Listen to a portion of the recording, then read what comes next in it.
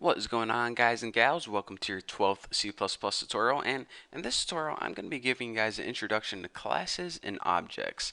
Now, classes are basically an easy way to group all your functions and variables and to group a bunch of stuff together. For example, people like to group similar functions together in the same class. For example, if you had a bunch of functions, maybe working with temperature, or you had a bunch of other related functions, you might want to group them all in the same class. It makes them easier to work with later on.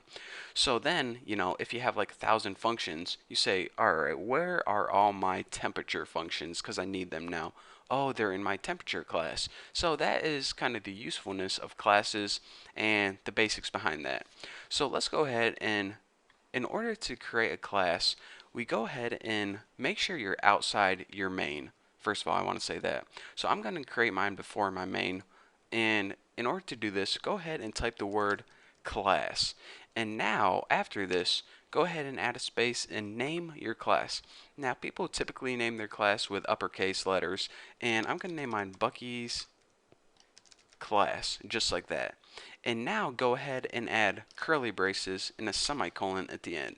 Now everything, all your functions, all your variables, all your crap goes inside the body of your class right here. So basically, all your crap that you want to go in the class goes in the class body, just like that.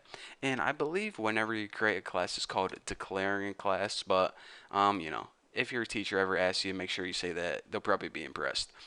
So before we start adding a bunch of functions and stuff, I want to talk to you guys about something called an access specifier. Now, sometimes you want to make functions that you can only use in your class, and sometimes you want to make functions that anybody can use outside your class. So if you want, for example, the main to be able to use your functions inside your class, you need to make your functions public.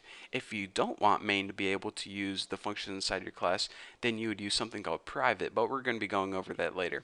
For now, just remember, whenever you use the public access specifier, it says that you can use it outside of the class.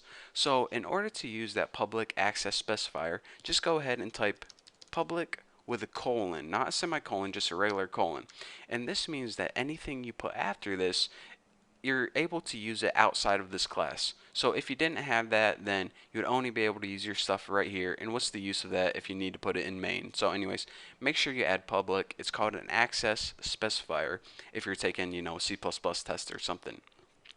So now let's go ahead and we create a function just like before. Let me just go ahead and print out something on the screen. So it's not going to make any calculation. So it's just going to print something out. So void. I'm going to name it cool saying, and it's not going to take any parameters. A really simple function here, and all it's going to do is print something out on the screen. Now I got to think of a cool saying. Preaching. Wow, I totally messed that up. Preaching to the choir. I think that's how you spell choir. Not sure. Hope I don't look like a fool in front of all my subscribers. So now just go ahead and end line. And so all this function is going to do is print out preaching to the choir on the screen. Simple enough. So now you're saying, all right, this class looks good to go. We have the class declaration, class body, we have public, and we even have one function in our class. This is a pretty sweet looking class. So let's go ahead and use this right now. Well, now I want to talk to you guys about the other part of this tutorial. I told you guys I'm going to be talking about classes and objects. I already talked to you guys about classes. Now I want to talk to you guys about objects. An object is how you access the stuff inside of your class. For example, why do you need to make objects at all? Why can't you just write cool sayings just like this and use it just like that? Well, whenever you're making big computer programs and you have a bunch of different classes and a bunch of different functions in them, you may have this cool sayings. You may have a function that says cool sayings inside Bucky class. You may have another function cool sayings inside Tuna class. You may have another function cool sayings inside a class temperature class. Well, how does C++ know what function you want to use? Well, it needs an object, and an object basically tells it what class you're working with. So in order to create an object, it's basically the same as creating a variable. You go ahead and you do this. You type the name of your class, which is Bucky's class, And then after this, you give your object a name. And I'm just going to name mine Bucky's object, just like that. And go ahead and add a semicolon. And now this object, Bucky's object, you use this kind of as the key whenever you want to access the crap inside your class.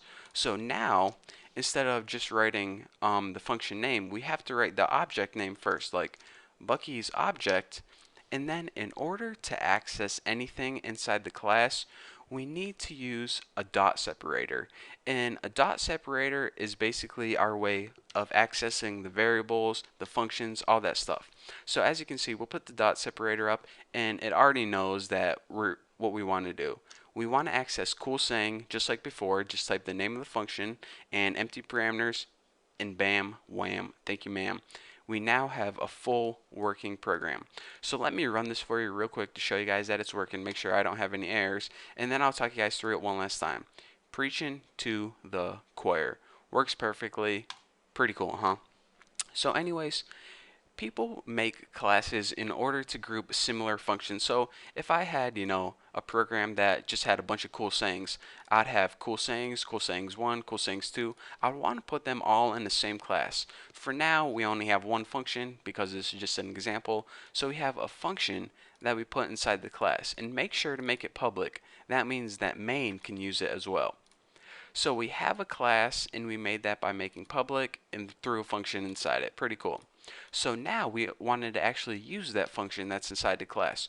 Well, we can't just go ahead and write CoolSang, because if we had a bunch of different classes, it wouldn't know which function named CoolSang to use. So it wouldn't know what class we wanted to use. So in order to use that function, we needed to make an object of that class. So we're saying, alright, we're making an object called Bucky's object, and it is from the Bucky's class. So now whenever we use Bucky's object, it knows that we're going to be working with Bucky's class. So we use Bucky's object CoolSang, and that knows, and that's basically our way of telling C++ that we want to use the CoolSang function, and we want it to come from Bucky's class since we use Bucky's object. So that is why you need objects, classes, and yada yada, all that stuff. So that is your basics of classes and objects, and why you need to make objects before you can use the stuff inside your class. So I know this is kind of confusing, but this is the basics behind object-oriented programming. So if you understand this, then if you understand this tutorial, then the rest of your programming life is going to be a whole lot more simple. So watch this tutorial, watch it again until you understand exactly how to make classes and exactly why objects are useful. And once you do, you're ready to move on to the next tutorial. So for now, thank you guys for watching. You guys have no idea how important the information you just learned was. So anyways, thank you guys for watching. Don't forget to subscribe. If you have any questions about any of this, feel free to ask me on thenewboston.com/forum. So yeah, enough of me talking. I'll see you in the next tutorial.